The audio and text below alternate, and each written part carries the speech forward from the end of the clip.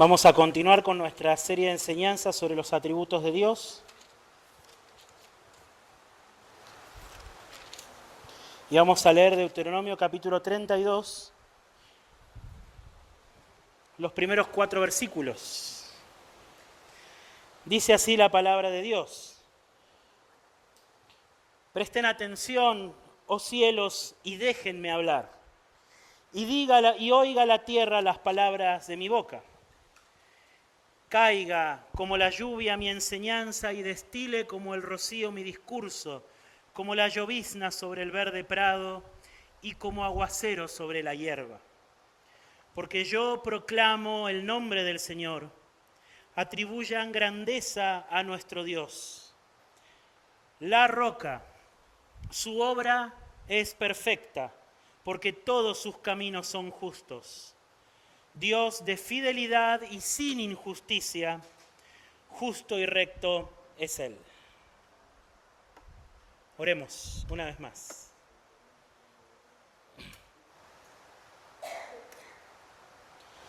Señor, queremos en esta mañana, como acabamos de leer, que sobre esta iglesia, Señor, caiga tu enseñanza, Señor. Que caiga como la lluvia baña la hierba, Señor, que así tu verdad, la verdad acerca de tu justicia, Señor, que caiga sobre esta iglesia, Señor. Que podamos tener oídos atentos, Señor, que como las plantas crecen al recibir la lluvia, como las plantas reviven al recibir la ayuda, Señor, que podamos revivir al recibir tu palabra en esta mañana, Señor. Te lo pedimos en el nombre de Jesús. Amén. Saben que mientras estaba preparando esta enseñanza sobre la justicia de Dios, estaba leyendo un libro, algunos de ustedes quizás lo conocen, se llama La Santidad de Dios, de un maestro que ya no está con nosotros, que se llama R.C. Sproul. En ese libro cuenta una historia muy particular que yo creo que todos los que somos docentes o hemos enseñado alguna vez nos vamos a sentir identificados con esa historia. Él era profesor y él cuenta que para un cuatrimestre, él era profesor de universidad, para un cuatrimestre él le había dicho a sus alumnos que para aprobar el cuatrimestre tenían que entregar 3 trabajos. Y les había puesto las fechas, el primer día de clase. El primer trabajo está tal fecha, el segundo está tal fecha y el tercero está tal fecha. ¿Sí? Y si no se entregaban en fecha los trabajos, se perdía la materia. ¿Bien? La cuestión es que llegó el día de entregar el primer trabajo y estos alumnos de primer año, 150 alumnos, decía él que tenía, 125 de ellos llegaron con el trabajo.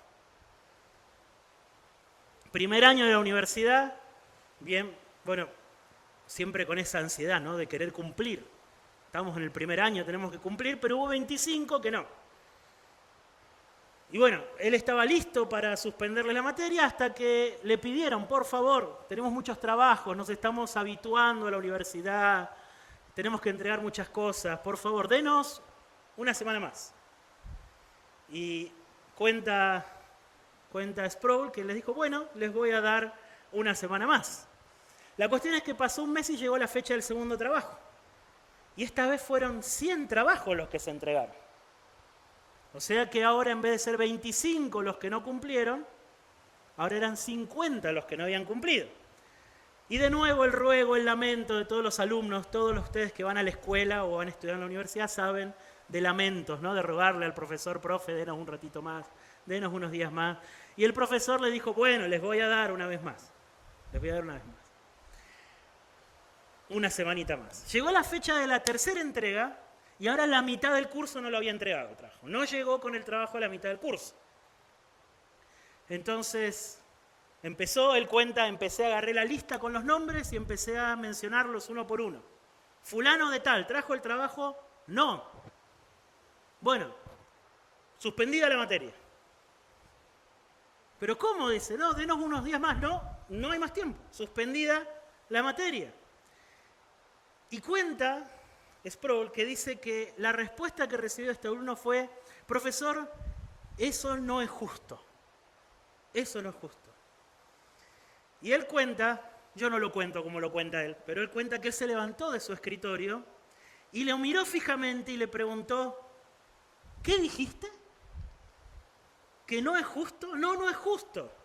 Porque las 2 veces anteriores le dejó a mis compañeros entregar tarde. ¿No es justo?, le preguntó.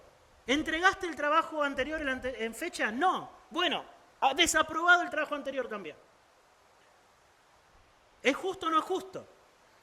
¿Quieren justicia?, les preguntó él. ¿Están seguros que quieren justicia? Y esa es la pregunta que yo quiero que traslademos acá a este lugar hoy. Cuando nosotros nos relacionamos con el Dios Santo y con el Dios justo, mejor dicho, cuando los hombres pecadores se relacionan con el Dios Santo y con el Dios justo, han perdido su noción de lo que es la justicia de Dios y de lo que es la generosidad o la gracia de Dios. Hemos distorsionado la justicia de Dios. Y muchas veces el hombre pecador se encuentra sentando al juez de toda la tierra en el banquillo y diciéndole que lo que hace no es justo. Y yo me pregunto si realmente queremos que Dios nos dé justicia. ¿Queremos que Dios nos trate con justicia? Esa es la pregunta que quiero poner hoy acá en medio nuestro. ¿Queremos realmente que Dios trate con nosotros como se merecen nuestras acciones? Porque a veces nosotros pensamos realmente que cuando nos pasan cosas malas, o cuando pasamos por aflicciones, o cuando vemos la maldad en el mundo, nosotros pensamos que Dios no es justo. No es justo que Dios haga esto, no es justo que Dios haga aquello, no es justo que Dios permita que Dios le dé oportunidad a tal y a este no se la dé. No es justo, no es justo. Dios no es justo. Entonces Dios puede pararse, sentarse en su escritorio y preguntarnos: ¿de verdad quieren que sea justo? ¿De verdad quieren que sea justo? Moisés está terminando el Deuteronomio, el último de sus 5 libros del Antiguo Testamento, y en este libro, en el cierre de este libro, el Señor le da a Moisés una canción. Vieron que en el título de este capítulo dice Cántico de Moisés. Bueno, pero déjenme decirles que en realidad esta canción no la compuso Moisés. Esta canción la compuso el Señor. Si nosotros leemos en el capítulo 31, versículo 19, dice: ahora pues, le dice Dios a Moisés, escriban este cántico para ustedes y tú enséñaselo a los israelitas, ponlo en su boca para que este cántico me sea por testigo contra los israelitas. ¿Sí? El Señor le dio esta canción a Moisés. El Señor sabía, si nosotros leemos por qué le da esta canción a Moisés, el Señor sabía que un día Israel se iba a olvidar de él. Versículo 20. Porque cuando yo los introduzca en la tierra que emana leche y miel, la cual juré a sus padres, y ellos coman y se sacien y prosperen, se volverán a otros dioses y los servirán y me despreciarán y quebrantarán mi pacto. Sucederá entonces que cuando muchos males y tribulaciones vengan sobre ellos, este cántico declarará contra ellos como testigo, pues no lo olvidarán los labios de sus descendientes. El Señor sabía que pronto Israel se iba a olvidar de él. ¿Y qué iba a hacer? Iba a dar por sentada su bondad. El Señor los había liberado de Egipto. Plagas y milagros de por medio. El Señor los había mantenido 40 años en el desierto, les había dado su comida. A la noche, en el frío de la noche, Él era una columna de fuego para que ellos se calienten. En el calor del día, Él era una nube gigante a la sombra de la cual ellos podían caminar. Todos los días tenían pan a la mañana. Tenían una roca que les daba agua continuamente. Cuando ellos tenían hambre, el Señor les traía carne. Cuando ellos no sabían a dónde ir, el Señor los guiaba. El Señor estuvo con ellos. Y el Señor les hizo entrar a una tierra que ellos no era de ellos. No era de ellos. iba a ir delante de ellos, iba a vencer a sus enemigos, mucho más grandes que ellos, mucho más fuertes que ellos, mucho más numerosos que ellos. La gracia de Dios sobre Israel era gigantesca, pero el Señor estaba anticipando un día en el que ellos iban a dar por sentado esa gracia. La iban a dar por sentado.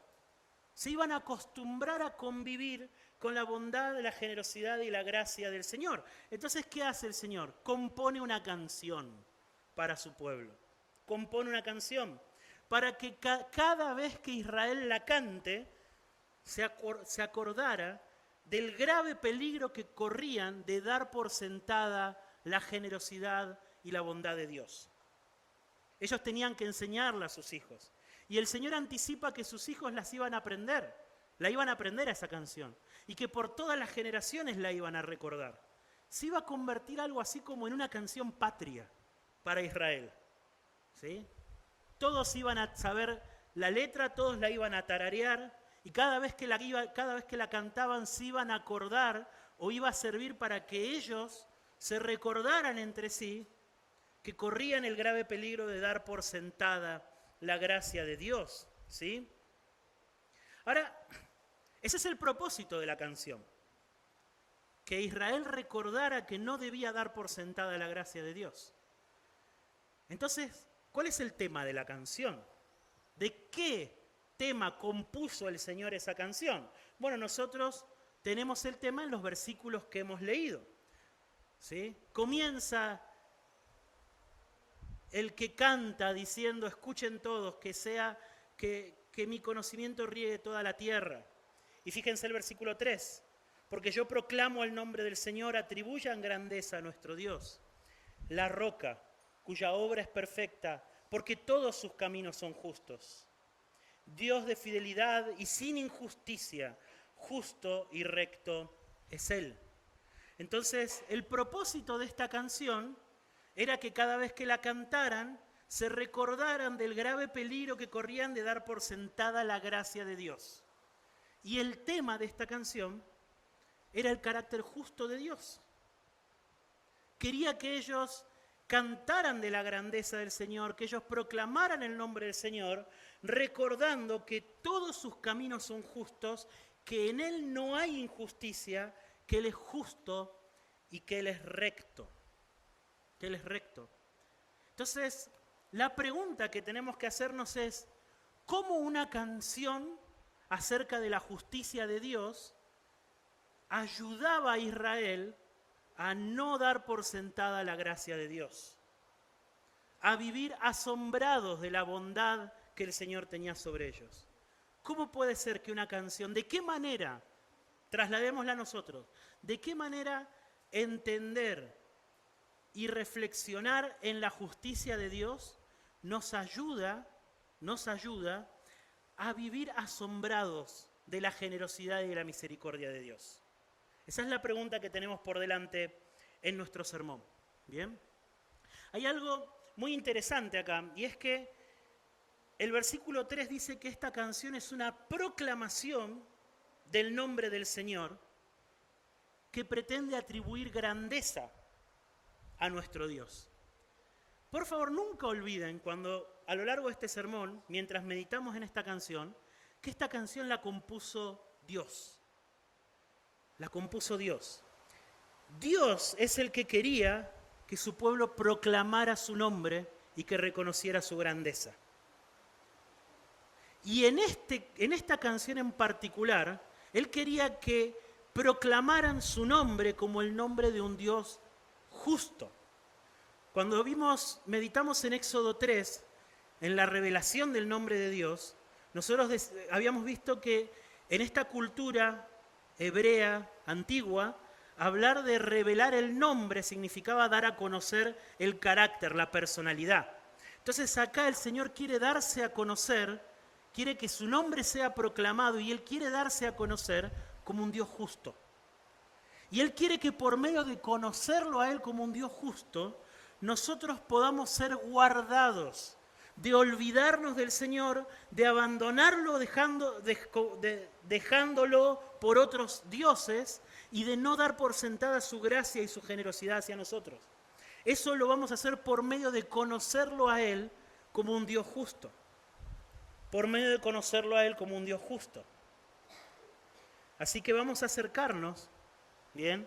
Vamos a acercarnos a este pasaje y vamos a considerar la justicia de Dios, porque en esto consiste la gloria que Dios quiere revelar en este pasaje.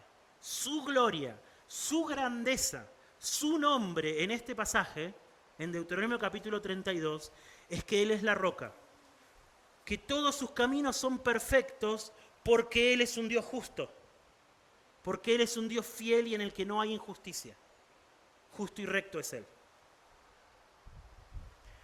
Hay dos cosas acerca de la justicia de Dios que nos dice este versículo. Lo primero que nos dice, valga la redundancia, que Él es justo. Dios es justo. Cuando nosotros hablamos de que Dios es justo de una manera muy diferente a la que los hombres pueden ser justos. Un hombre es justo cuando vive una vida conforme a los mandamientos de Dios, a los mandamientos justos de Dios, ¿no es cierto? Un hombre se conforma a la voluntad de Dios y dice la palabra de Dios que es un hombre justo. Ahora, Dios no es justo porque Él se conforme a una regla. No hay una regla de justicias por encima de Dios a la cual Él se tenga que sujetar, como nos pasa a nosotros.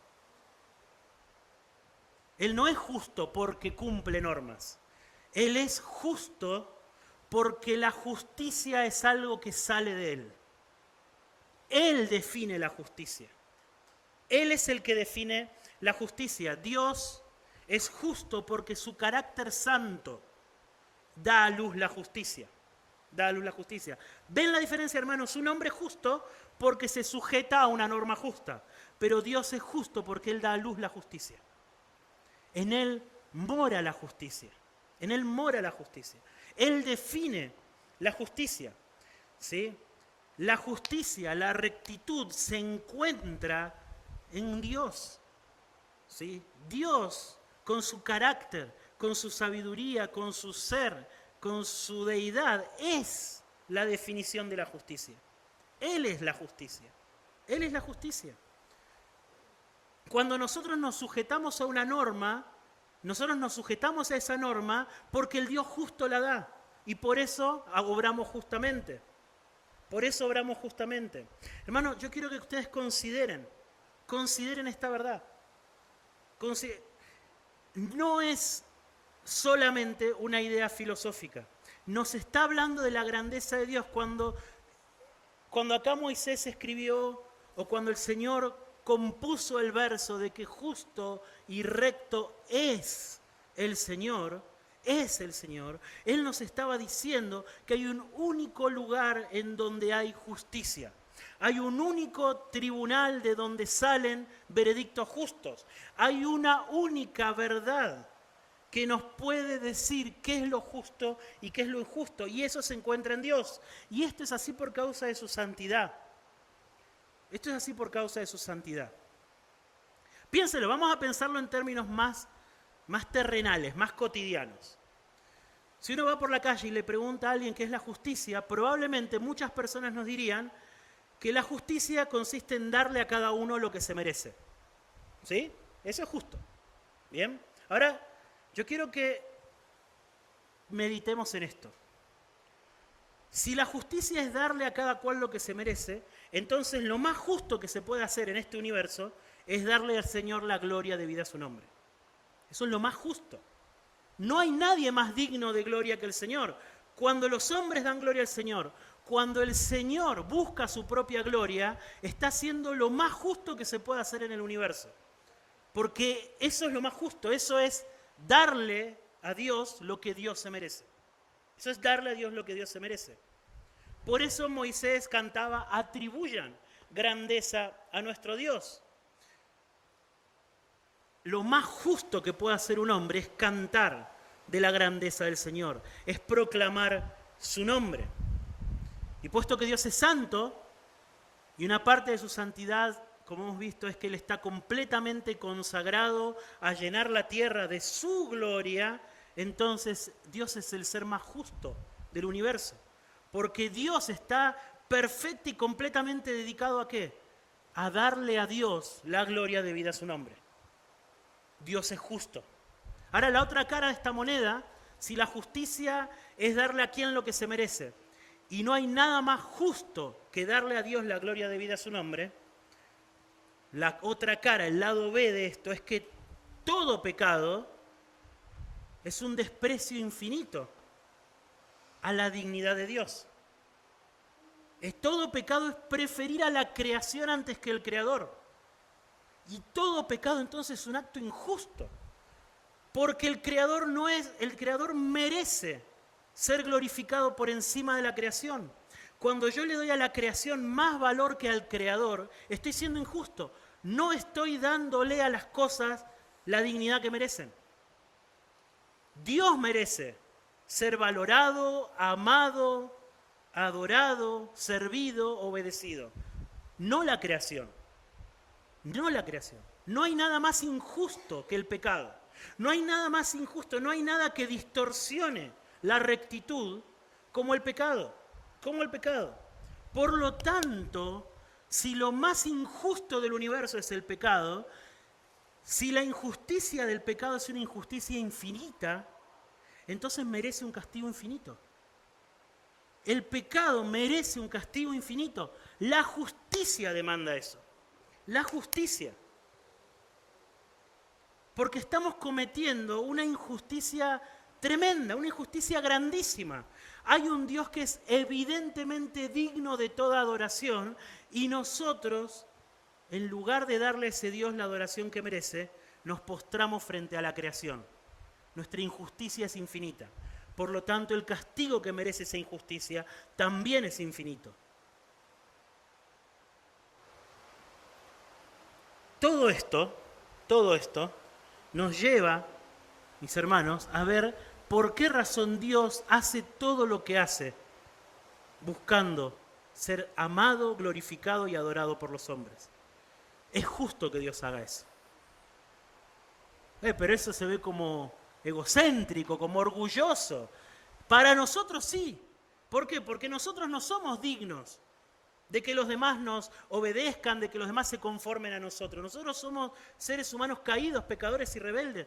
No somos dignos. Cuando queremos convertirnos nosotros en el centro del universo, sin duda eso es egocéntrico, orgulloso, altanero e injusto. Pero cuando Dios se pone en el centro del universo y manda a todas las criaturas que vivan para Él, Él está haciendo lo más justo que puede hacerse.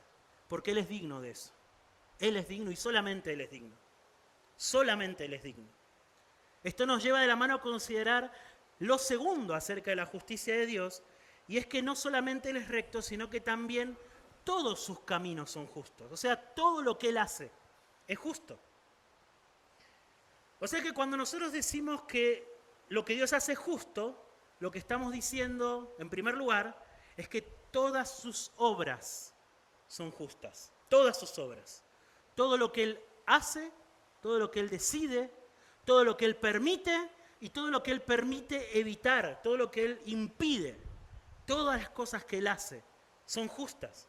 Él nunca hace nada contrario a su naturaleza, a su santidad. Todo lo que hace promueve su gloria, promueve la alabanza de la gloria de su gracia. Todo lo que Él hace está llevando a la creación al punto en el que Él va a ser el todo en todos. Por eso es justo. También estamos diciendo, cuando decimos que todo lo que Dios hace es justo, también estamos diciendo que Dios nunca, jamás va a permitir que se lo siente a Él en el banquillo de los acusados. Nunca a ninguna de sus criaturas se le va a permitir levantar el dedo y decir, Dios, lo que estás haciendo es injusto. Es injusto. Justamente eso es lo que reclama el hombre cuando considera a veces el mal y el sufrimiento de los inocentes. Dios es injusto. Hay hombres inocentes que están sufriendo. dice el pecador, cuando en realidad no existe tal cosa como hombres inocentes. Esto es algo que se nos tiene que grabar en la cabeza. El hombre inocente es una criatura mitológica, hermanos. No existe.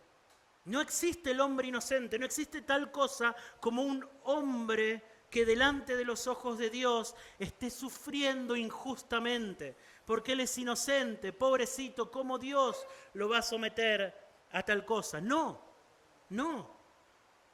El problema que tenemos es que nosotros vivimos en un tiempo en donde las ideas de la justicia y de la bondad de Dios están completamente distorsionadas. Completamente distorsionadas, como estos alumnos de los que hablábamos al principio de la clase, ¿sí?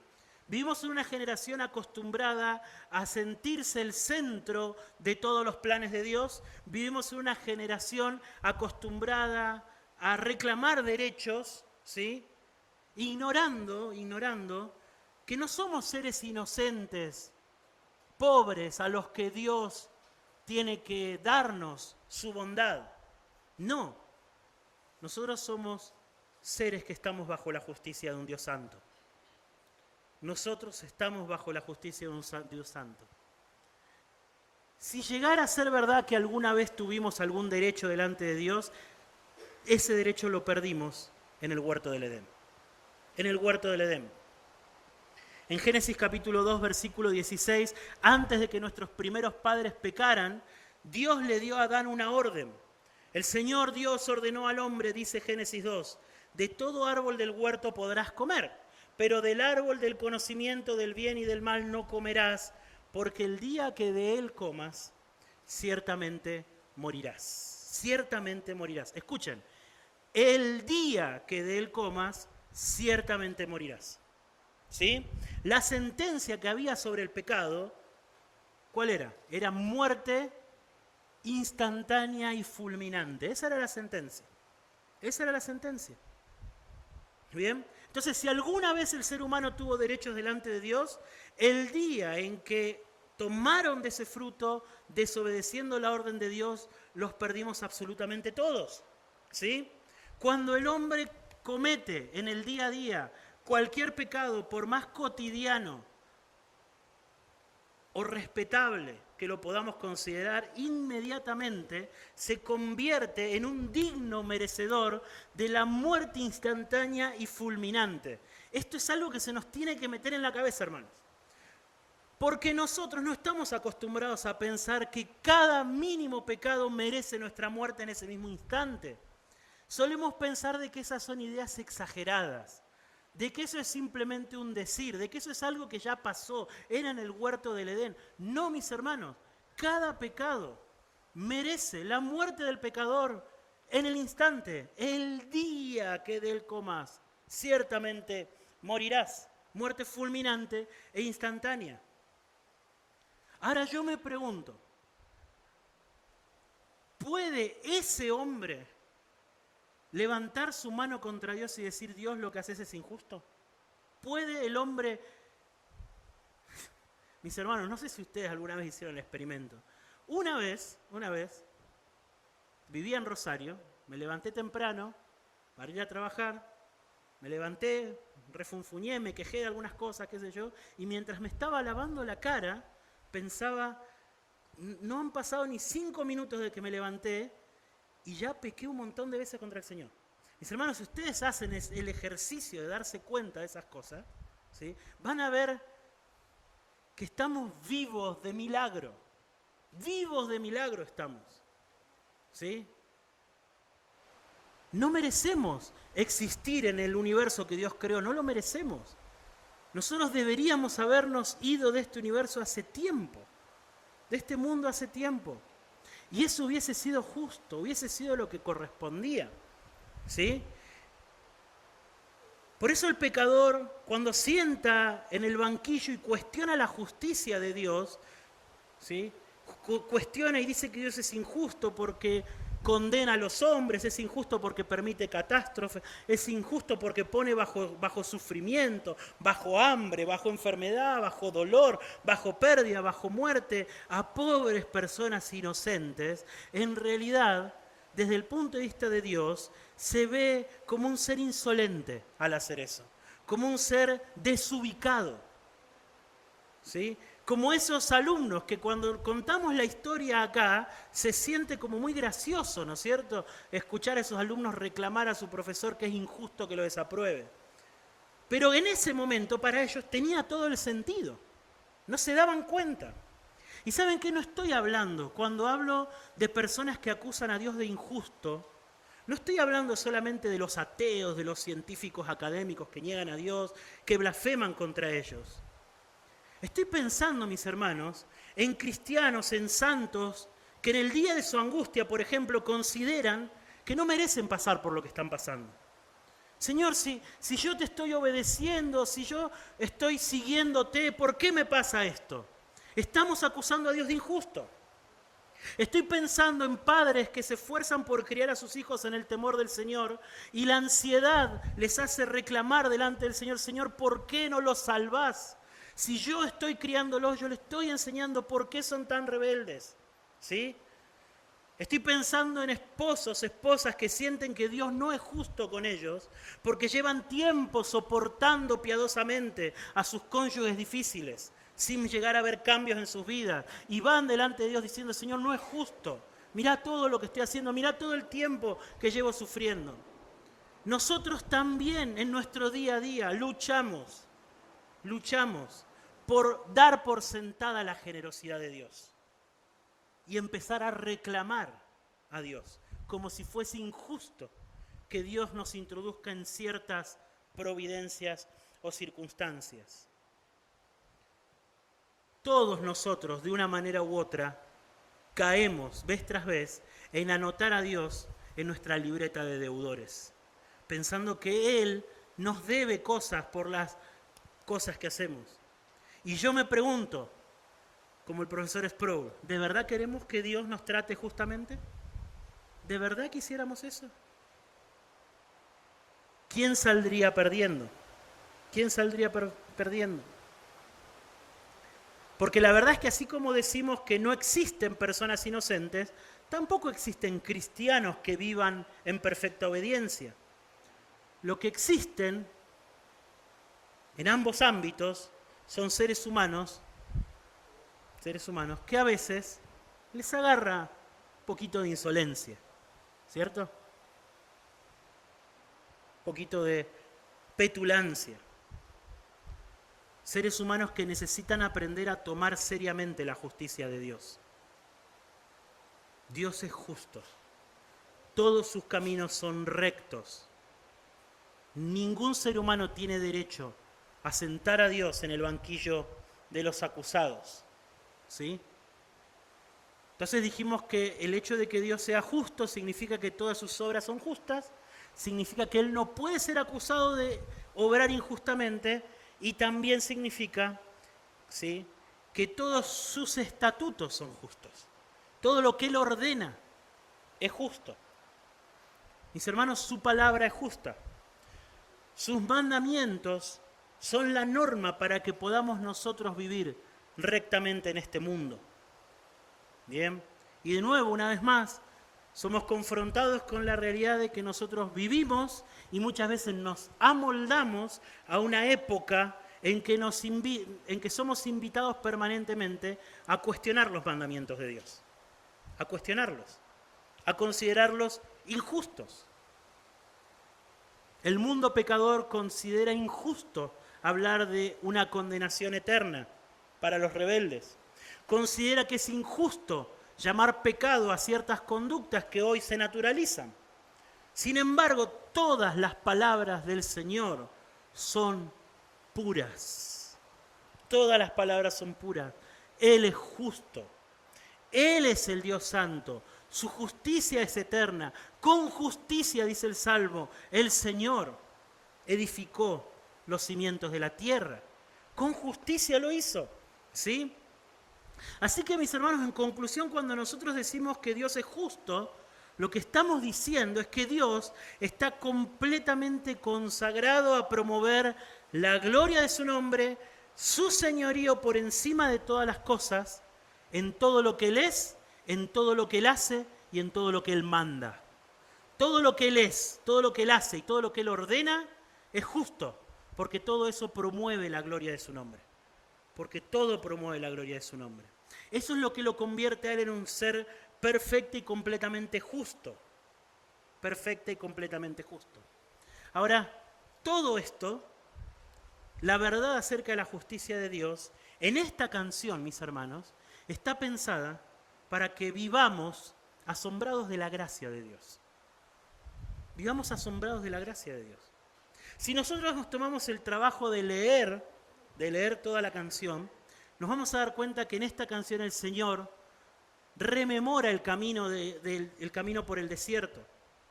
Lo rememora.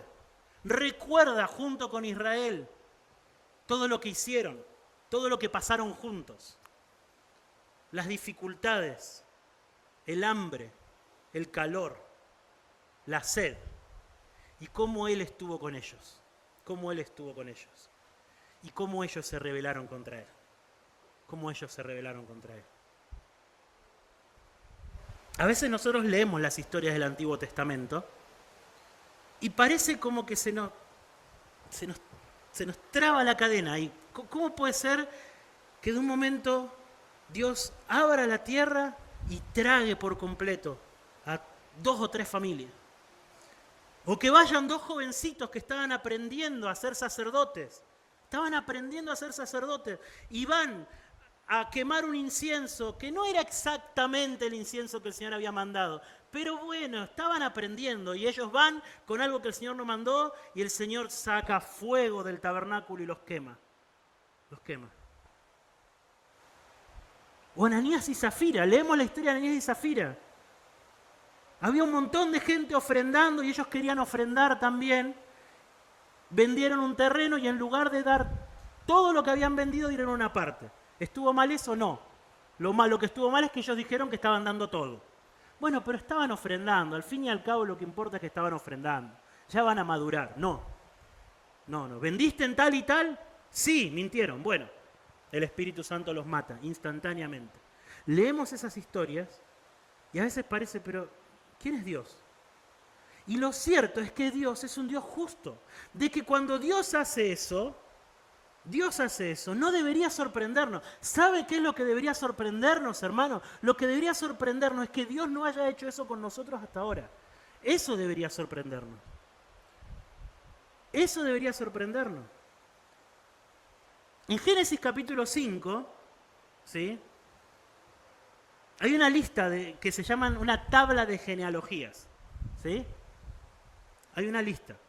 Y si ustedes leyeron las de Génesis, seguramente les ha llamado la atención que esta gente vivía muchos años. ¿Sí? Y Adán vivió 900 y tantos años y murió. Y uno se asombra, wow, vivían 900 y pico, 800 y pico. ¿Sí? Lo que uno debería asombrarse es que hayan vivido esos años sin haber muerto. Lo normal hubiese sido que Adán hubiese muerto en el Edén, en el momento en el que comió el fruto. Eso es lo normal. Lo asombroso no es cuánto vivieron, sino qué vivieron. Eso es lo asombroso. Por eso, mis hermanos, esta canción está diseñada para que podamos ver la misericordia del Señor, la generosidad del Señor, que no nos trata como merecen nuestros pecados. No nos trata como merecen nuestros pecados. Por eso, mis hermanos, como primera aplicación, yo quiero invitarlos a que consideren que esta canción y la verdad acerca de la justicia de Dios debería llevarnos a adorar y a confiar en el Dios justo. Adorar y a confiar en el Dios justo. Mis hermanos, no importa lo que estén pasando.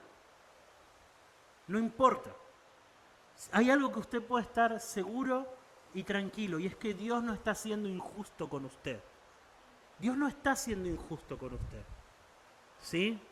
Dios en todo lo que está haciendo, si usted es de Cristo, en todos sus tratos con usted, en todo lo que está haciendo en su vida, Él está haciendo por lo menos dos cosas. Él está glorificándose en su vida, sin duda. Y Él está haciéndole el bien. Y Él está haciéndole el bien. Él está haciéndole el bien. Él no está siendo injusto con usted. Él está buscando su gloria y Él se está glorificando en su vida. Si usted es de Cristo, usted puede saber, puede estar seguro que Él está glorificándose en su vida y que Él está haciendo el bien. Señor, no se ve como si me estuvieras haciendo el bien. No se ve.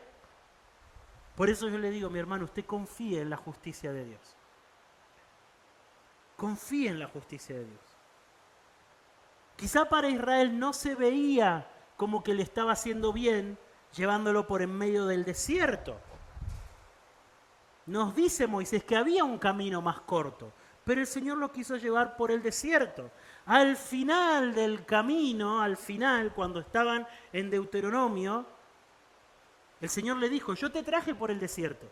Había serpientes, había calor, había hambre, pero yo te traje por el desierto para que puedas saber que el hombre no vive solamente de pan, el hombre vive de toda palabra que sale de mi boca. Yo te traje por el desierto para al final hacerte el bien.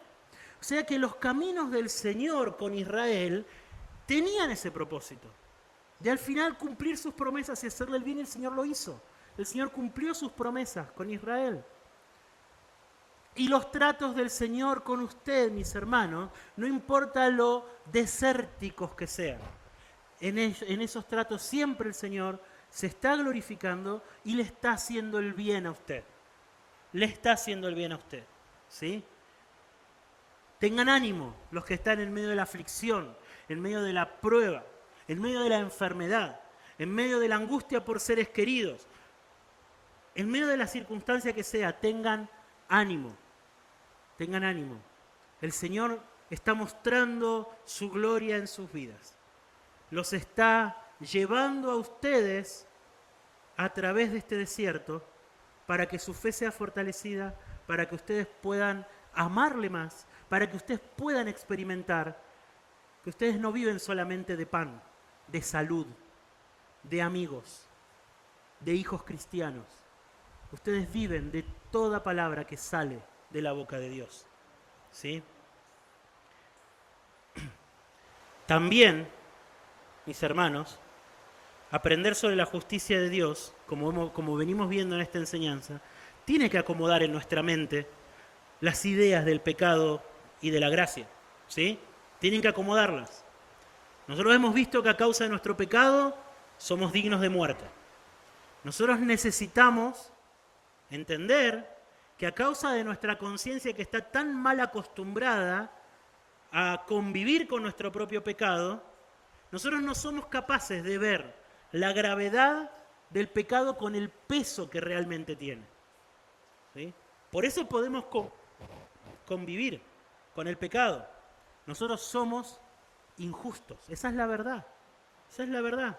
¿Sí? Somos injustos. Pero Dios no tiene su justicia distorsionada como la tenemos nosotros. ¿Sí? Dios no la tiene distorsionada. Él no está acostumbrado, Él no ha aprendido después de tantos años a convivir con este mundo de maldad. Así que cuando Él dice, el alma que pecare, esa morirá, Él nos está informando acerca de qué merecen realmente nuestros pecados. Pero también, ¿qué está haciendo? Él está abriendo un velo, está abriendo nuestros ojos para que podamos asombrarnos de su gracia. Mi hermano, si usted ha entendido que usted desde el primer instante en el que ha pecado, en ese mismo instante, Dios podría haberlo usted fulminado, quitado de este mundo. Si usted lo ha entendido, que eso es lo que la justicia demandaba, y usted se da cuenta no solo que está vivo, sino que encima el Señor le ha permitido a usted venir a Cristo. Y lo ha salvado, le ha dado una nueva naturaleza y que lo que le espera es una eternidad juntamente con Él. Usted debería cantar de gozo asombrado por la misericordia de Dios para con su vida. ¿Sí? Él, en lugar de darle lo que sus pecados merecían, lo hizo parte de su familia. Eso es lo que el Señor quería mover en el corazón de Israel con esta canción. Él quería mover eso, quería movilizar sus corazones con esa verdad. Y yo quiero que nuestros corazones hoy sean movilizados con esa verdad. Que podamos mirar la gracia de Dios y asombrarnos de esa gracia. Nos hemos acostumbrado a que pecamos y no nos pasa nada. Crea la verdad de la Escritura de que es por la gracia de Dios, de que Dios lo tiene hoy con vida, y no solamente con vida, sino que lo ha hecho su Hijo, lo ha hecho parte de su familia, ¿sí? Considere la gravedad de nuestros pecados, pero considere la paciencia del Señor, considere la bondad del Señor, considere la generosidad del Señor, considere el amor del Señor. Como varias veces lo hemos dicho desde este lugar, el Señor no trató así a los ángeles. Los ángeles se rebelaron y se acabó. No hubo para ellos un Salvador. Y nadie dice, no, Dios, sos injusto con los ángeles. No. Es justo. Y si Dios nos hubiese tratado igual, hubiese seguido siendo un Dios justo, hubiese sido un Dios santo, hubiese seguido siendo un Dios de amor, porque eso es lo que el pecado merece. Porque eso es lo que el pecado merece. Entonces, algún ángel peregrino por ahí puede preguntar, bueno, pero Dios, ¿por qué a nosotros nos condenaste? Y a esta gente la estás salvando. Y la respuesta a eso es una sola, y es Jesús. Jesús es la única razón por la cual Dios puede seguir siendo justo mientras salva a los pecadores. Porque tenemos que entender que el perdón de los pecados levanta preguntas sobre la justicia de Dios. Si no entendemos eso, es porque nosotros estamos dispuestos a tolerar la injusticia cuando la injusticia nos beneficia. Si las injusticias nos benefician, estamos dispuestos a tolerarla. Entonces, bueno, Dios me perdona a mí, pero bueno, como me beneficia el perdón de los pecados, silbando bajito, no decimos nada. Pero es injusto que Dios pase por alto el pecado.